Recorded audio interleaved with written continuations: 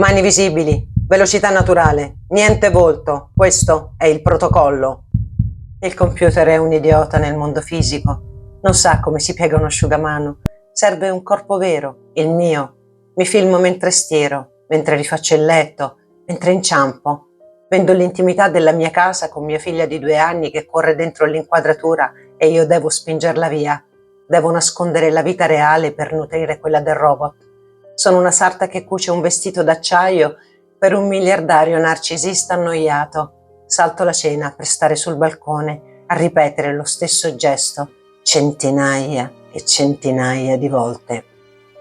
Non sono persone, sono un set di dati per Sim2Real. Benvenuti nel mio teatro digitale, sono Tiziana Sensi, attrice e regista del Caos, e qui usiamo l'intelligenza teatrale per capire dove finisce l'umano e dove inizia la recita del sistema. Oggi scoperchiamo il secondo atto. Apro il sipario. Il silenzio è d'oro, dicevano i nostri nonni. In queste storie il silenzio è tutto. A Manila hanno creato la capitale mondiale della purificazione digitale, migliaia di giovani che lavorano come guardiani invisibili, ma la vera genialità è che non possono dirlo a nessuno. Firmano accordi di non divulgazione, gli NDA, un sigillo sulla bocca.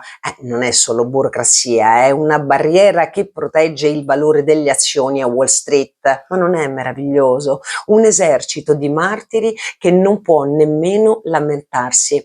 L'NDA trasforma l'anima in un contenitore di rifiuti tossici che non può essere svuotato. C'è anche chi non ce l'ha fatta. Un lavoratore ha scelto di spegnere la sua vita per sempre. È diventato lui stesso il contenuto che doveva moderare. Non c'era più distinzione tra lo schermo e la sua esistenza. È metateatro tragico applicato alla vita. C'è una ragazza che dopo aver visto troppa innocenza violata racconta di aver perso la capacità di guardare il mondo con meraviglia. Nelle Filippine la religione diventa l'ultimo rifugio. Alcuni si convincono di essere martiri, credono che il loro trauma sia il prezzo necessario per pulire il mondo e tenere il male fuori dalle nostre case.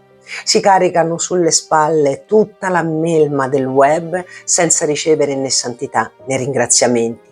Manila è il confessionale oscuro dove noi mandiamo a morire la nostra coscienza. E in fondo lo facciamo per i bambini.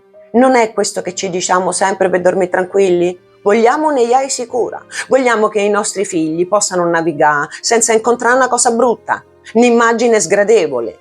La nostra pulizia morale è un prodotto di lusso e il lusso, in tutte le sue salse, richiede che qualcuno nel sud del mondo si sporchi le mani fino ai gomiti. È la regola del gioco, da sempre. Noi restiamo puliti mentre loro affogano. Ma questa non è intelligenza, È imitazione forzata. Seguitemi e capirete tutto. Togliamo la maschera ai termini tecnici. RLHF, suona complicato, in italiano significa apprendimento per rinforzo tramite feedback umano. Tradotto dal marketing alla realtà, la macchina non capisce una mazza, viene solo addestrata a colpi di correzione umana.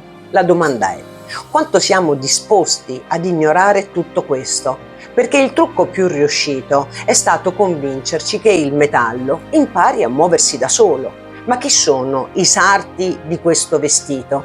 Migliaia di persone che nelle loro case camminano per ore tra i mobili con un cellulare in mano e riprendono come si afferra una tazzina, come ci si gratta la testa. Vendono i loro gesti quotidiani così che un robot possa imitarli. C'è un'azienda a Palo Alto, si chiama Micro One, vendono filmati del mondo reale, una messa in scena pagata a cottimo. Zeus è uno studente in Nigeria.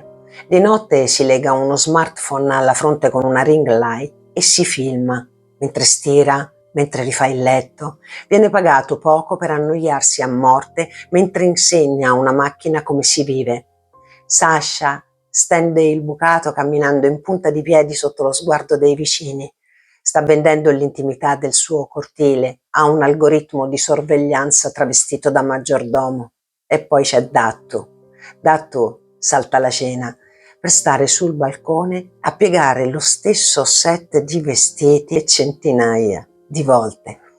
È una coreografia di povertà che insegna al metallo come sostituirci. L'AI non sarà mai veramente intelligente finché dipenderà dalla sofferenza deliberata di esseri umani privati della loro dignità. Stanislavski ha insegnato a noi attori a non imitare, a cercare la verità interiore in ogni gesto. Ma qui siamo oltre l'imitazione, siamo nella scarnificazione. Stanno scuoiando i nostri gesti, la nostra fatica, il modo in cui noi inciampiamo per incollarli su uno scheletro di metallo. Questo è un furto di identità biologica. C'è un'opera che descrive perfettamente questo momento, si intitola Rur. È stata scritta più di 100 anni fa e forse non tutti voi sapete che la parola robot nasce proprio lì, dentro quelle pagine. In questo testo i robot sono fatti di materia organica simile a noi, ma vengono costruiti in una fabbrica su un'isola sperduta. I padroni dicono: è un gran progresso sbarazzarsi dell'uomo, l'uomo è troppo costoso, è troppo complicato, il robot è perfetto perché non ha anima, non ha bisogni, ha solo produttività. L'autore ci avverte: l'umanità, così facendo, affonda nel vizio, nell'indolenza, perché non deve più faticare. E ci dice che gli effetti sono catastrofici. L'umanità non trae alcun giovamento da tutto questo e le nascite iniziano a calare in modo preoccupante. Pensate, un mondo dove le macchine imitano la vita e gli uomini smettono di generarla. Vi ricorda qualcosa? Fatemelo sapere nei commenti. Vi lascio qui da qualche parte intorno a me il link alla prima parte se qualcuno di voi se la fosse persa, e se siete arrivati fin qui, come sempre, grazie per essere stati con me, e se ancora non l'avete fatto, per gentilezza iscrivetevi al canale, lasciatemi un like, un commento, qualunque azione mi aiuterà per far crescere il mio teatro digitale e continuare a scoperchiare questi scantinati. Noi ci vediamo giovedì prossimo con il terzo atto e come sempre, dai!